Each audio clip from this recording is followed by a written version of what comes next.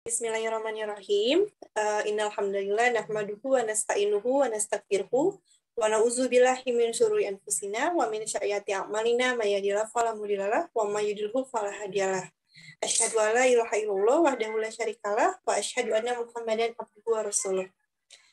Rekan-rekan semuanya, alhamdulillah kita masih bisa berkumpul kembali walaupun melalui virtual dan melalui video pembelajaran dari kelompok kami. Nah, sebelumnya perkenalkan, kami dari kelompok 1 yang beranggotakan saya, Rizka Amelia Sari, kemudian ada Tamara Sausan, dan yang ketiga ada Vera Karunia Trisya Harani. Dalam presentasi kali ini akan memaparkan pemaparan mengenai konsep dan teori multimedia. Untuk mempersingkat waktu, kita akan lanjut ke pembahasan yang pertama mengenai konsep multimedia. Boleh next teh? Nah, multimedia menurut etimologi ini berasal dari bahasa Latin, yaitu diambil dari kata multi dan media. Multi ini diambil dari kata multus yang berarti banyak atau lebih dari satu, sedangkan media ini diambil dari kata medius yang merupakan bentuk jamak dari kata medium, yang artinya itu pengantar atau perantara. Nah, dalam pengertian ini berarti dalam multimedia pembelajaran, guru, buku, dan lingkungan sekolah itu merupakan media. Jadi media itu adalah segala sesuatu yang digunakan sebagai penyalur pesan dan pengirim pesan. Nah, sehingga multimedia ini pun dapat merangsang pikiran, perhatian, perasaan, dan juga minat, serta perhatian dari siswa sedemikian rupanya. Nah, di sini teman-teman bisa sambil membaca, ada beberapa pengertian multimedia menurut beberapa pendapat. Yang pertama ada dari Ross tahun 1996 yang menyatakan bahwa multimedia ini adalah kombinasi dari komputer dan video. Kemudian ada pendapat dari Turban dan kawan-kawan pada tahun 2002 bahwa multimedia secara umum merupakan kombinasi 3 elemen, yaitu suara, gambar, dan teks, atau multimedia adalah kombinasi dari paling sedikit 2 media input atau output dari data.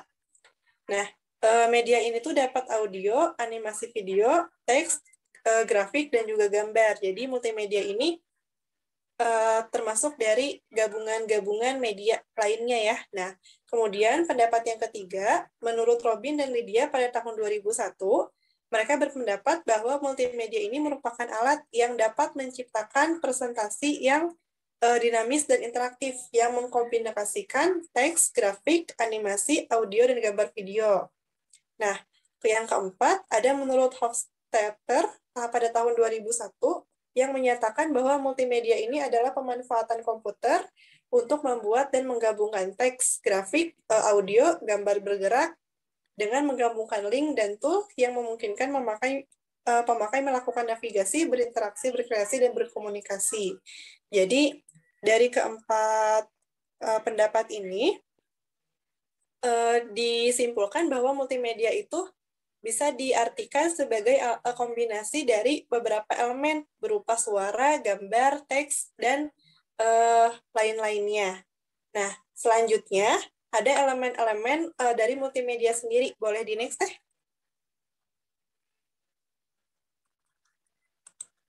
Nah, di sini ada elemen-elemen multimedia. Jadi dalam multimedia itu terdapat 5 elemen bukan penting, jadi dapat memiliki 5 elemen yang tercakup pada multimedia. Yang pertama ada teks, kemudian audio, gambar, animasi, dan video. Nah, untuk teks sendiri, teks adalah berisi untaian kata untuk menyajikan bahan ajar dengan mudah dan simpel lewat bahasa yang tersirat maupun tersurat. Jadi teks adalah elemen multimedia yang mudah digunakan dan juga disimpan. Yang kedua ada gambar. Gambar ini adalah hasil tangkapan cuplikan peristiwa yang berupa simbol atau ikon. Jadi gambar itu biasanya mempresentasikan teks dalam bentuk tersirat. Yang ketiga ada audio. Nah, audio ini atau suara ini adalah elemen multimedia yang dapat berupa narasi, musik, efek suara yang ditangkap melalui indera pendengaran manusia. Nah, yang keempat ada video. Video ini merupakan gabungan gambar dan suara ya. yang ditangkap oleh sebuah kamera yang kemudian disusun untuk mempresentasikan sebuah peristiwa yang seolah nyata dan seolah terjadi pada kita. Nah, yang kelima itu ada animasi. Jadi animasi ini adalah merupakan gambar yang dapat bergerak untuk menghidupkan makna dari gambar tersebut. Jadi animasi itu biasanya sama seperti video, gabungan dari video, gambar, dan audio, tapi yang memiliki alur cerita yang bermakna. Nah, seiring perkembangan teknologi, dari elemen-elemen multimedia ini sebenarnya ada satu yang baru, yaitu virtual reality. Jadi, virtual reality ini membuat pengguna menggunakan media seakan-akan nyata yang mampu mempresentasikan konsep pembelajaran sehingga lebih terasa real, apalagi untuk kita ya yang sudah hidup di era modernisasi seperti ini. Nah, boleh next teh? Selanjutnya ada jenis multimedia. Nah, pada jenis multimedia, jika diambil dari pendapat Iwan Binanto pada tahun 2010, multimedia ini sebenarnya dibagi hanya 3 saja. Yang pertama, multimedia interaktif, multimedia hiperaktif, dan multimedia linear.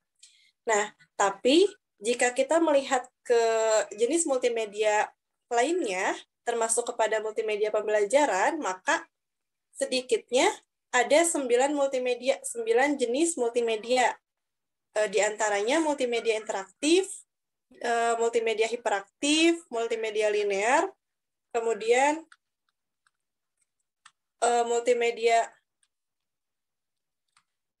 multimedia presentasi pembelajaran, multimedia pembelajaran sendiri, perangkat multimedia, multimedia hipermedia, multimedia saja, dan multimedia virtual reality. Nah, kita bahas dari yang pertama, yaitu multimedia interaktif. Nah, multimedia interaktif ini dilengkapi alat pengontrol yang dapat memudahkan pengguna secara penuh dan mengontrol apa dan kapan elemen multimedia bakal dikirimkan dan ditampilkan. Pengguna dapat lebih leluasa mengoperasikan media yang digunakan sehingga media itu sangat cocok untuk pembelajaran. Nah, media interaktif di sini cukup efektif untuk meningkatkan hasil belajar peserta didik. Contoh media interaktif itu diantaranya game, terus aplikasi program, CD interaktif, dan virtual reality. Nah, yang kedua, ada multimedia hiperaktif. Multimedia hiperaktif ini bisa dijalankan oleh siswa yang menggunakannya. Multimedia jenis ini itu menghubungkan pengguna melalui tautan link menuju elemen-elemen multimedia yang ada di dalamnya. Jadi, multimedia hiperaktif ini tuh menggabungkan dari yang tadi interaktif ini menjadi yang dapat dijalankan oleh siswa. Nah, sebutan lain dari multimedia hiperaktif ini adalah rich media, yang termasuk multimedia hiperaktif itu diantaranya adalah World Wide Web, website, mobile banking, game online, dan lain-lain. Nah, yang ketiga ada multimedia linear.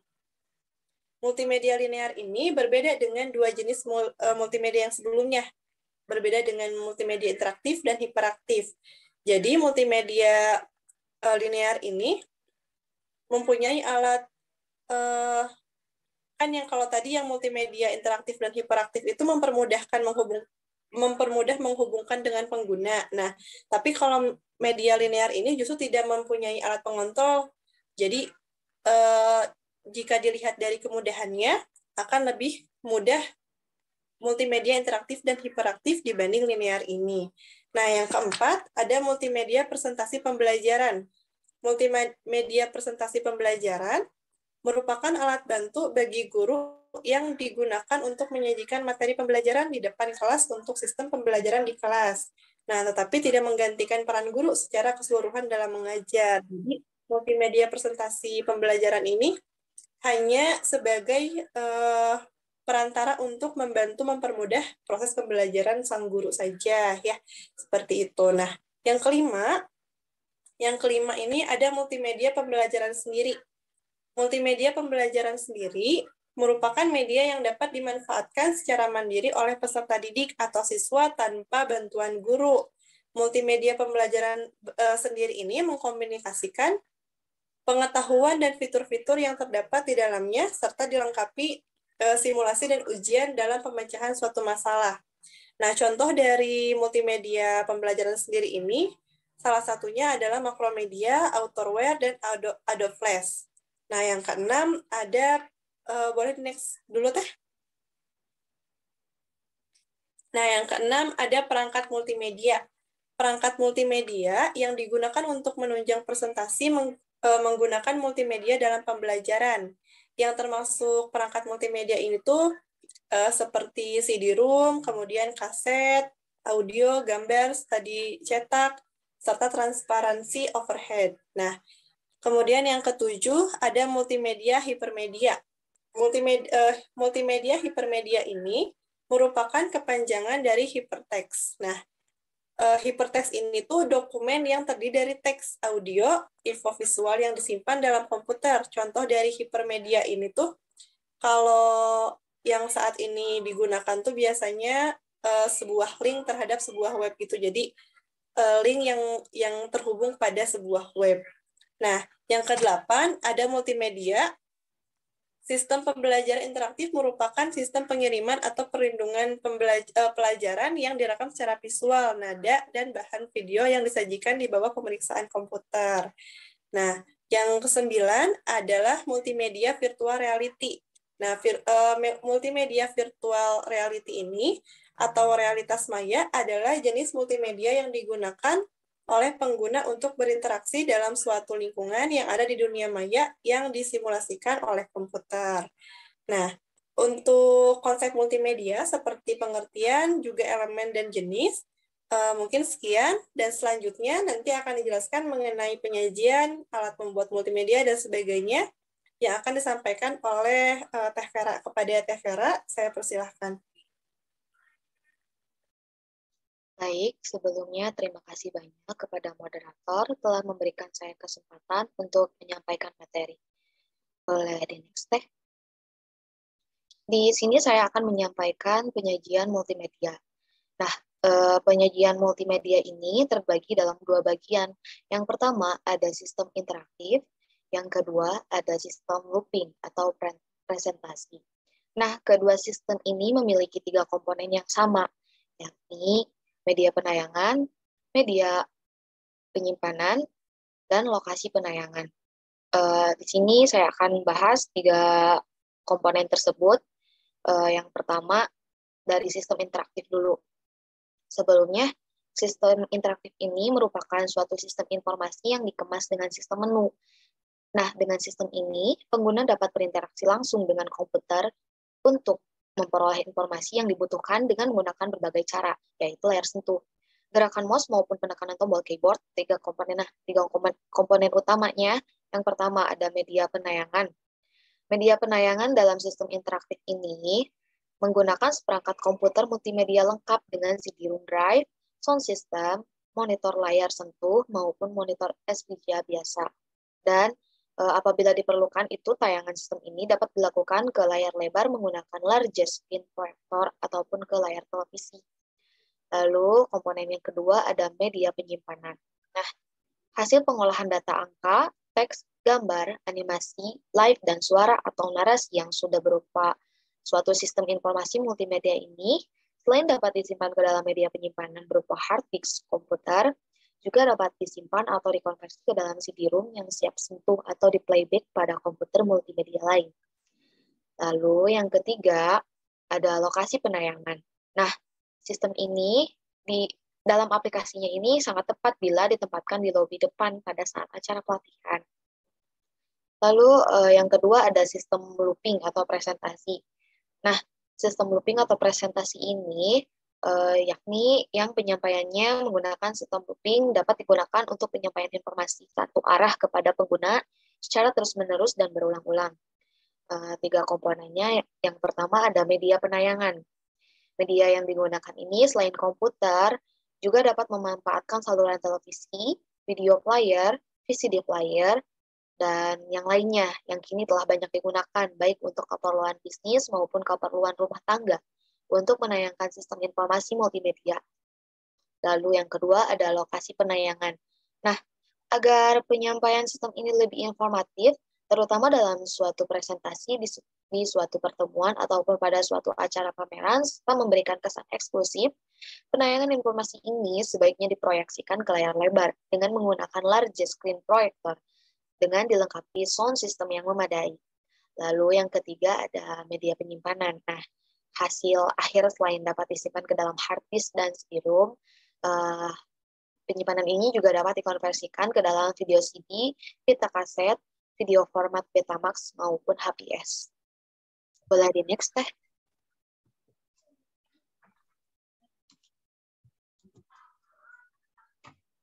Lalu materi selanjutnya alat membuat multimedia. Nah, kreativitas kita dalam membuat media dan menyajikan materi pembelajaran itu sangat berpengaruh pada keberhasilan proses belajar mengajar. Maka dari itu, menjadi tidak bisa atau tidak suka bukanlah alasan, karena media pembelajaran dapat dibuat dengan berbagai cara dan disesuaikan dengan materi dengan karakteristik siswa yang diajar. Ada beberapa alat untuk membuat media pembelajaran. Yang pertama, aplikasi Canva. Nah, aplikasi Canva ini adalah aplikasi pengolah grafis berbasis cloud, sehingga kita harus terhubung dengan internet jika ingin menggunakannya. Nah, kita dapat memanfaatkan aplikasi Canva ini untuk membuat media pembelajaran seperti membuat infografis, rangkuman materi, worksheet, brosur, poster, template presentasi, thumbnail YouTube, dan yang lain-lain. Adapun kelebihan aplikasi Canva ini adalah telah tersedia template berdasarkan kategori-kategori tertentu. Ada 7 kategori, yaitu media sosial, presentasi, dokumen, personal, pendidikan, marketing, event, dan iklan. Nah, sebenarnya kita tinggal milih template mana yang paling cocok buat media pengajaran yang nantinya kita ingin buat berdasarkan materi dan karakteristik siswa. Nah, lanjut, aplikasi kedua yakni aplikasi Powtoon. Aplikasi ini adalah aplikasi presentasi dan video animasi interaktif. Nah, Powtoon ini digunakan untuk mendesain media pembelajaran seperti presentasi, video animasi, infografis, bergerak, dan yang lainnya. Lalu ada aplikasi yang ketiga, yang aplikasi Prezi. Nah, aplikasi ini untuk membuat media pembelajaran interaktif. Nah, aplikasi atau software Prezi ini yang memiliki beberapa persamaan dengan aplikasi PowerPoint maupun Google Slide yang dapat kita gunakan untuk membuat dan mengelola presentasi secara online. Nah, Prezi ini memiliki fitur utama yang zooming user interface. Hal ini yang memungkinkan kita untuk memperbesar dan memperkecil tampilan media presentasi secara fleksibel dan dinamis. Nah, kita juga dapat memilih penampakan tampilan presentasi dengan mode linear, yaitu presentasi yang memiliki karakteristik slide yang berurutan. Lalu aplikasi yang selanjutnya ada KineMaster. Aplikasi KineMaster ini untuk membuat video pembelajaran yang tidak hanya YouTuber atau video editor saja yang menggunakan aplikasi ini. Jadi banyak guru-guru yang memanfaatkan aplikasi ini juga loh. KineMaster itu seperti untuk kita ngedit, membuat video gitu. Lalu selanjutnya ada aplikasi Assembler Edu. Nah, aplikasi ini merupakan sebuah platform yang memungkinkan kita untuk membuat kegiatan belajar yang lebih interaktif, kolaboratif, dan menyenangkan dengan mode 3D dan AR atau Augmented Reality. Nah, fitur yang dapat kita temukan dalam aplikasi ini yakni unggah file, tulis catatan, bagian visual, dan kreasi 3D dan AR di kelas. Alasan sih kenapa kita harus coba membuat media itu dengan aplikasi ini. Yang pertama, aplikasi ini berbasis visual gambar dan animasi. Yang kedua, aplikasi ini mudah dipahami. Dan yang ketiga, aplikasi ini tersedia materi yang dibutuhkan. Boleh di next deh. Lalu, materi selanjutnya ada distribusi multimedia. Nah, ada 5 distribusi multimedia. Yang pertama ada media server. Media server ini memiliki media streaming, format streaming, dan komponen-komponen dalam streaming media. Lalu yang kedua ada multimedia streaming yang memiliki karakteristik 1, voluminous, yang kedua real time and interactive. Lalu yang ketiga ada broadcasting, yakni jaringan broadcaster, TV internet, radio internet, knowledge management, community radio, dan radio swasta. Lalu yang keempat ada internet radio, yakni membutuhkan FIFA data atau bandwidth lebar dan tak bisa dibatasi kontrol panel hosting. Lalu yang kelima ada video on demand, yakni sebuah istilah penyajian video yang bisa diakses secara online. Boleh di next deh. Lalu materi selanjutnya ada kelebihan dan kekurangan multimedia. Kita bahas dulu kelebihannya. Di sini ada beberapa kelebihan multimedia. Yang pertama, multimedia ini merupakan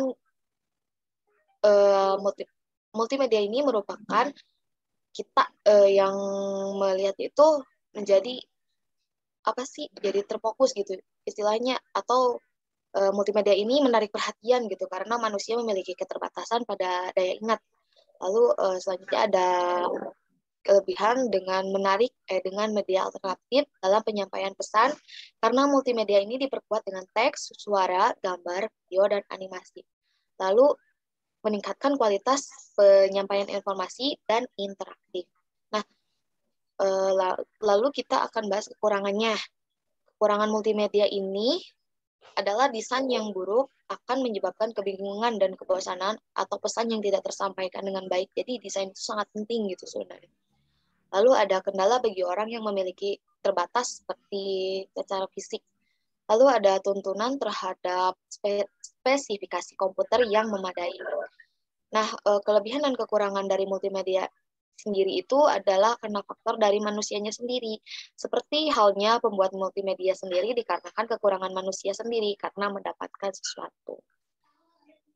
Boleh di next deh.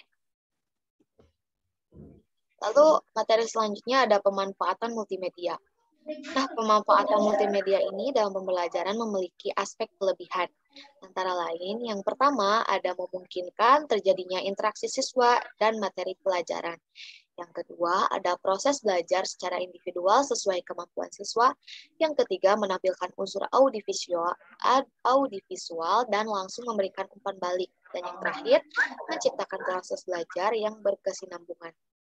Oleh karena itu, guru harus selalu membekali diri dengan skill pengembangan dan pemanfaatan media pembelajaran dengan benar agar hasil pembelajaran lebih optimal. Sekian materi dari saya kembalikan lagi kepada moderator. Terima kasih. Ya, terima kasih kepada Teh Vera telah memaparkan mengenai penyajian, alat membuat media, sampai ke pemanfaatan multimedia. Nah, selanjutnya ada pemaparan dari Teh Tamara tentang teori multimedia. Kepada Teh Tamara, saya persilahkan. Baik, terima kasih kepada moderator yang telah mempersilahkan saya untuk memaparkan materi mengenai teori multimedia. Nah, teori multimedia ini ada 3 aspek, yaitu yang pertama teori kognitif multimedia, yang kedua teori psikomotorik multimedia, dan yang ketiga adalah teori afektif. Boleh dilanjut, Teh? Nah, teori kognitif multimedia ini menurut psikologi kognitif, belajar itu adalah usaha dalam memahami sesuatu hal. Nah, pemahaman itu akan didapatkan jika seseorang itu aktif mengikuti pelajaran dengan baik. Nah, aktif yang dimaksud di sini itu adalah mencari pengalaman baru, mencari informasi, mengamati lingkungan, menganalisis lingkungan, dan serta melakukan praktik untuk dapat mengaplikasikan kemampuan yang dimilikinya. Nah, mempelajari sesuatu yang baru itu tentunya harus didasari oleh pengetahuan yang sudah ada gitu ya. Jadi dasarnya itu adalah pengetahuan yang lama. Nah, ketika peserta didik mampu memahami materi-materi yang telah dipelajarinya, maka ia akan mampu untuk menerima informasi-informasi baru dengan baik dan siap mengintegrasikan dua hal tersebut. Nah, menurut Piaget, perkembangan kognitif manusia itu adalah kecepatan, peningkatan pengetahuan, perkembangan, interaksi, bahasa, dan kemampuan mengemukakan pendapat. Nah, yang pertama itu perkembangan intelektualnya itu ditandai dengan kecepatan dalam menanggapi rangsangan. Yang kedua, peningkatan pengetahuannya itu tergantung dari sistem penerimaan informasi. Yang ketiga, nah perkembangan intelektualnya itu ditandai seperti perkembangan kemampuan berbicara melalui kata-kata atau simbol tentang suatu hal yang sedang dibicarakan. Sedangkan interaksi itu sangat penting gitu di dalam perkembangan kognitif ini, karena interaksi itu dapat membantu anak mengembangkan aspek kognitifnya. Nah, bahasa itu adalah poin penting dalam perkembangan kognitif, karena dalam memahami konsep tentunya dibutuhkan bahasa yang mudah disampaikan, mudah dimahami, dan mudah dimengerti oleh penyalur maupun penerima. Nah, yang terakhir itu perkembangan kognitifnya ditandai dengan kemampuan mengemukakan pendapat, dapat memilih tindakan yang sesuai, dan mampu menyusun sesuatu berdasarkan skala prioritasnya. Nah, itu adalah perkembangan kognitif manusia menurut Piaget. Sedangkan menurut Ausubel, perkembangan kognitif itu adalah materi pembelajaran sebelumnya didefinisikan kembali dan disampaikan kepada peserta didik atau advanced organizer. Nah, advanced organizer ini adalah pengintegrasian antara materi yang udah ada sebelumnya yang telah dipelajari dengan materi yang baru, sehingga sebelum mempelajari materi baru itu peserta didik harus mampu memahami materi yang dulu. Nah, karena materi yang telah dipelajari itu manfaatnya bisa sebagai penguatan materi yang baru, atau bisa sebagai penghubung antara pelajar dengan hal-hal yang ingin dipelajari, sehingga mampu menguatkan konsep pemahaman tersebut. Nah, menurut Richard M. Mayer, teori kognitif multimedia ini memiliki 3 anggapan, yakni dual channel atau saluran ganda, yang kedua limited capacity atau kapasitas terbatas, dan yang ketiga adalah active processing atau pemrosesan aktif. Nah, saluran ganda itu, yang dimaksud saluran ganda itu adalah telinga dan mata. Nah, telinga ini digunakan untuk memproses informasi dalam bentuk audio gitu, dalam bentuk kata-kata. Sedangkan kalau misalkan mata itu memproses materi dalam bentuk visual atau gambar. Jadi informasi yang berupa kata-kata atau teks itu diterima oleh mata dan telinga, sedangkan gambar itu diterima oleh mata. Lalu, informasi tersebut diproses ke dalam memori sensorik dan dilanjutkan ke memori kerja manusia yang mempunyai kapasitas terbatas. Nah, kapasitas memori manusia ini terbatas, sehingga harus disesuaikan antara konsep yang masuk dengan kapasitas yang dipunya oleh peserta didik, sehingga tidak overload gitu kapasitasnya. Nah, setelah informasi-informasi itu masuk ke dalam memori, kemudian diproses dan diteruskan ke memori jangka panjang gitu. Jadi kalau misalkan peserta didik sudah memahami konsep sebelumnya dan nggak diasupi oleh konsep baru terus, itu tuh kalau misalkan peserta didiknya hanya diberikan konsep baru terus, itu kan konsep lamanya akan tertumpuk gitu, sehingga nggak masuk ke memori jangka panjang. Tapi kalau misalkan diintegrasikan dengan konsep yang udah lama, itu akan bisa diteruskan ke memori jangka panjang, sehingga materi yang udah didapat itu lebih melekat ke diri peserta didik. Nah, lalu selanjutnya adalah menurut Mayer dan Moreno, teori kognitif itu berdasarkan pada beban kognitif, yaitu beban kognitif intrinsik atau intrinsic cognitive load, lalu beban kognitif German atau German cognitive load, dan beban kognitif extraneous. Nah, beban kognitif intrinsik itu yaitu beban pikiran bagi siswa selama proses pembelajaran, karena tuntutan tujuan pembelajaran, sehingga membuat siswa itu harus memahami seluruh capaian pembelajaran. Yang kedua itu beban kognitif Jerman. Beban kognitif Jerman itu adalah beban pikiran siswa yang dituntut untuk memadukan antara materi yang baru dengan materi yang telah didapat sebelumnya. Yang ketiga, beban kognitif ekstraneus itu adalah beban pikiran bagi siswa selama proses pembelajaran akibat kerja sistem sarafnya yang nggak sesuai gitu dengan tujuan pembelajaran, yaitu biasanya karena distraksi dari luar yang mengganggu pikiran siswa gitu.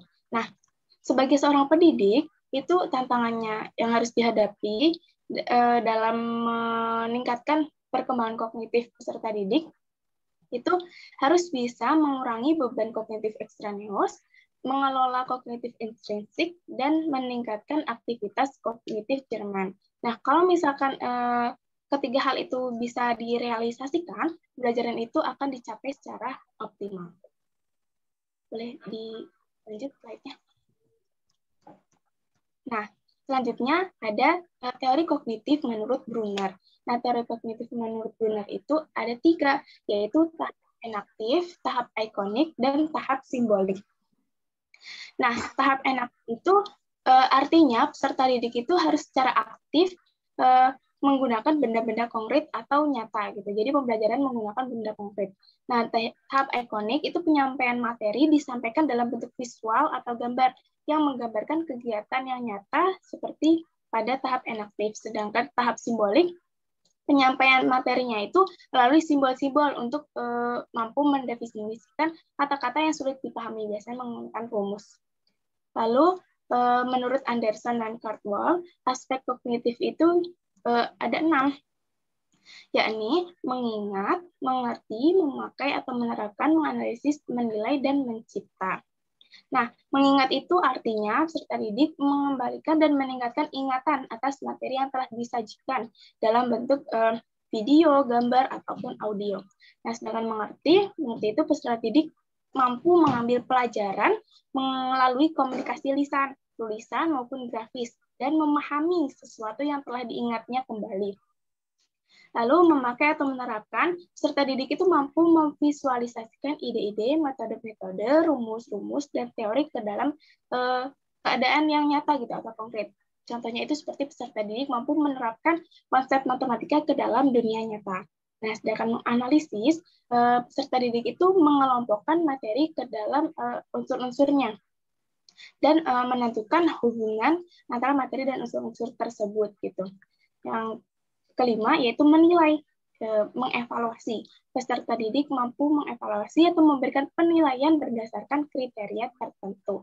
Nah, yang terakhir ada mencipta atau mengkreasi. Nah, peserta didik itu setelah mendapatkan konsep, dia mampu membuat atau memvisualisasikan hasil pemahaman konsepnya itu ke bentuk diagram atau gambar. Nah, jadi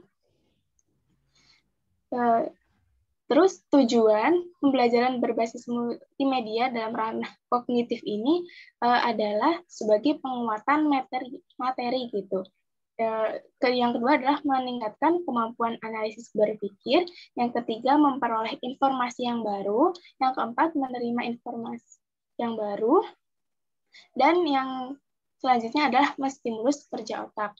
Jadi tujuan penggunaan multimedia itu adalah jika kalau misalkan kita menggunakan multimedia itu bakal meningkatkan kembali materi yang udah dipahami gitu. Jadi ketika menampilkan gambar itu akan merangsang otak kita sehingga mengingat konsep-konsep yang mungkin dilupakan sama peserta didik tersebut.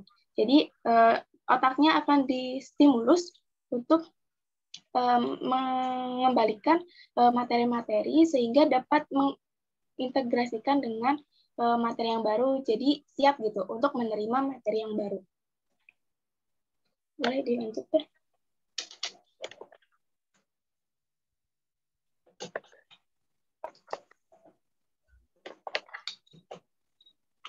Nah, selanjutnya ada teori psikomotorik. Nah, teori psikomotorik ini melihat kemampuan siswa itu dari cara kerja yang dilakukan oleh saraf untuk melakukan berbagai kegiatan gitu. Nah, aspek yang terkait dengan psikomotorik ini berkaitan dengan kemampuan atau keterampilan peserta didik setelah ia menerima pelajaran.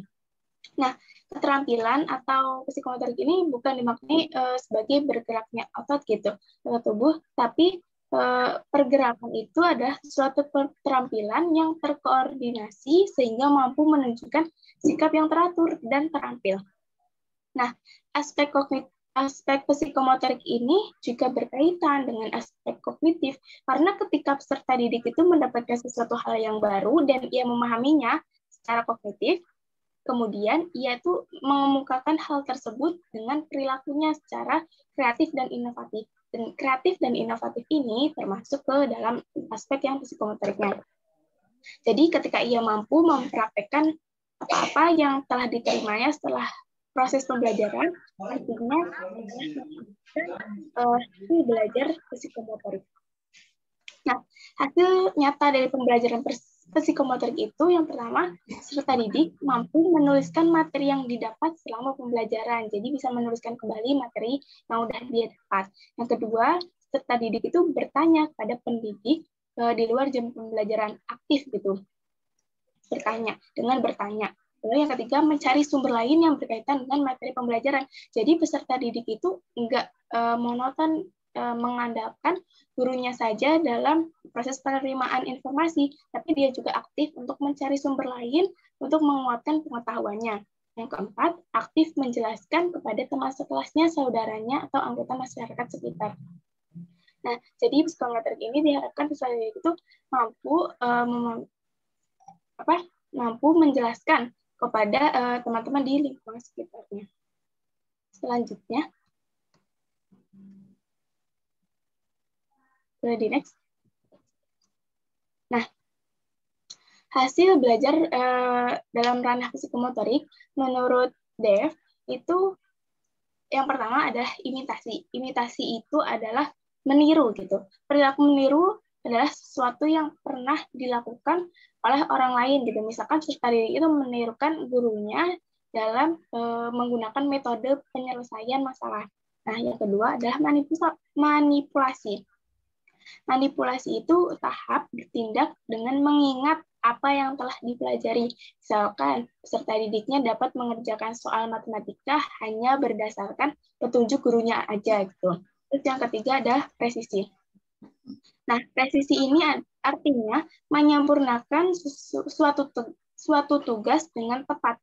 Misalkan, peserta didik itu mampu melengkapi pola bilangan selanjutnya pada barisan dan deret dengan tepat gitu, menyempurnakan. Lalu yang keempat, artikulasi. Nah, artikulasi itu tahap menggabungkan beberapa kegiatan untuk menghasilkan sesuatu yang utuh. Misalkan, peserta didik mampu menggabungkan beberapa titik koordinat menjadi sebuah bidang atau menjadi sebuah bangun ruang.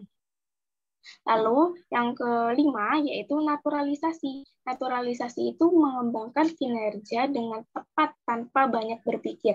Misalkan tanpa berpikir panjang gitu, peserta didik itu mampu menentukan kecepatan suatu benda dengan analisis gitu. Nah, penerapan media dan pembelajaran yang berlangsung itu tentunya akan semakin mengasah keterampilan yang dimiliki oleh peserta didik. Nah, keterampilan inilah yang akan ia gunakan untuk nantinya dapat terjun ke masyarakat selanjutnya.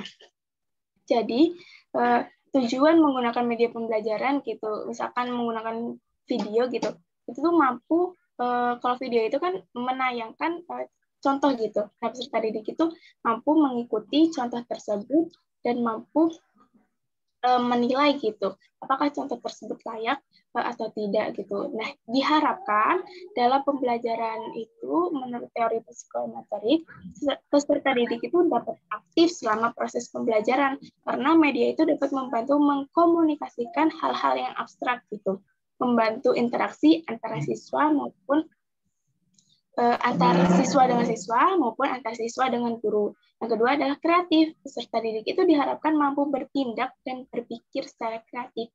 Kreativitasan itu sangat diperlukan. Jadi dengan kreativitas, peserta didik itu mampu menghasilkan sesuatu yang unik dan berbeda. Nah, selanjutnya ada inovatif. Nah, selain kreatif, media juga mampu membuat peserta didik menciptakan suatu hal yang baru gitu, yang bisa bermanfaat untuk keberlangsungan pembelajaran. Selanjutnya, nah, yang ketiga atau yang terakhir itu ada teori afektif. Teori afektif itu sangat mempengaruhi keberhasilan pembelajaran pada ranah kognitif gitu. Jadi ranah kognitif itu dipengaruhi juga sama ranah afektif gitu. Nah, yang termasuk ranah afektif itu emosi dan juga sikap siswa gitu. Minat belajar yang tinggi serta sikap positif yang ditunjukkan siswa terhadap mata pelajaran tertentu akan membuat siswa itu menyenangi pembelajaran. Jadi kalau misalkan siswa itu punya minat belajar dan punya sikap positif terhadap suatu materi, itu akan mempengaruhi gitu. Siswa itu bakal menyenangi materi itu atau tidak gitu. Nah, tetapi kalau misalkan siswa menunjukkan sikap yang negatif gitu, itu artinya dia itu tidak menyenangi materi tersebut, sehingga nantinya dia akan merasa bosan dan tidak mau belajar materi tersebut gitu. Jadinya siswa nantinya akan merasa kesulitan karena di dalam dirinya itu tidak dibangkitkan minatnya dan motivasi dalam dirinya. Nah, menurut Levy dan Lenz dalam Arshad 2014, fungsi media pembelajaran berdasarkan ranah afektif itu adalah menarik minat peserta didik. Jadi diharapkan dengan multimedia peserta didik itu dapat tertarik gitu, minat terhadap materi yang dianggap sulit atau dianggap abstrak. Yang kedua, menurut Sunarto, fungsi media pembelajaran berdasarkan ranah afektif itu membangkitkan motivasi dan semangat peserta didik gitu. Setelah peserta didik itu minat sama materi tersebut, itu kan pasti akan semangat gitu dalam memahami lebih lanjut mengenai materi pembelajaran itu. Nah, lalu yang ketiga, menurut Gina Indriana, fungsi media pembelajaran berdasarkan ranah afektif itu menghasilkan sikap positif dan sikap menerima materi pembelajaran. Setelah ia minat dan ia semangat, ia akan menunjukkan sikap-sikap yang positif seperti ia akan rajin belajar, ia akan mampu memahami materi dengan baik, ia akan aktif gitu, sehingga ia mampu menerima materi pembelajaran dengan optimal. Nah, jadi tujuan menurut ranah afektif itu dengan menggunakan media pembelajaran itu bisa mempengaruhi sikap dan emosi siswa dalam bertindak terhadap materi pembelajaran itu. Boleh dilanjut? Nah, sikap yang hendak dicapai dalam ranah afektif itu diantaranya ada disiplin gitu. Jadi dalam melaksanakan pembelajaran siswa itu tentunya harus disiplin. Contohnya terstruktur dalam menyelesaikan soal-soal. Yang kedua, bertanggung jawab. Siswa tersebut harus mampu bertanggung jawab terhadap dirinya sendiri, terhadap materi pembelajaran, dan terhadap orang lain. Yang ketiga, rasa ingin tahu yang tinggi. Nah, media yang unik akan mengasah pola pikir peserta didik, sehingga meningkatkan rasa ingin tahunya terhadap cara kerja medianya, terhadap media yang berhubungan yang disajikan gitu, sehingga dia akan tertarik terhadap pembelajaran dengan media itu. Lalu yang mencakup kawasan afektif itu yang pertama adalah penerimaan. Penerimaan itu menerima rangsangan yang diberikan dari luar. Yang kedua, memberikan respon. Setelah ia menerima, ia memberikan respon yang positif terhadap materi pembelajaran itu. Yang ketiga, penilaian. Siswa itu mampu menerima baik buruknya nilai-nilai yang diterima selama proses pembelajaran. Yang selanjutnya, pengorganisasian. Nah, siswa ini menghubungkan nilai-nilai tadi itu dalam menyelesaikan masalah gitu. Yang terakhir yaitu yang kelima, karakterisasi. Nah, karakterisasi ini adalah menjadikan nilai-nilai tadi sebagai bagian dari dirinya gitu, sehingga terbentuk pola perilaku yang tertanam dalam diri sendiri. Itu berdasarkan teori afektif. Mungkin sekian yang dapat saya sampaikan, kurang lebihnya mohon maaf, saya kembalikan kepada moderator. Baik, terima kasih kepada Teh Tamara yang sudah memaparkan materi mengenai teori multimedia. Untuk konsep dan teori multimedia, mungkin sekian pemaparan dari kami. Untuk teman-teman semua yang ada pertanyaan, nanti bisa dicantumkan pertanyaannya pada forum diskusi ya. Saya tutup presentasi dari kelompok kami. Mohon maaf sebelumnya. Kita tutup dengan doa kafaratul majelis. Subhanakallahumma wa bihamdika asyhadu an la ilaha illa anta astaghfiruka wa atubu ilaik. Wassalamualaikum warahmatullahi wabarakatuh.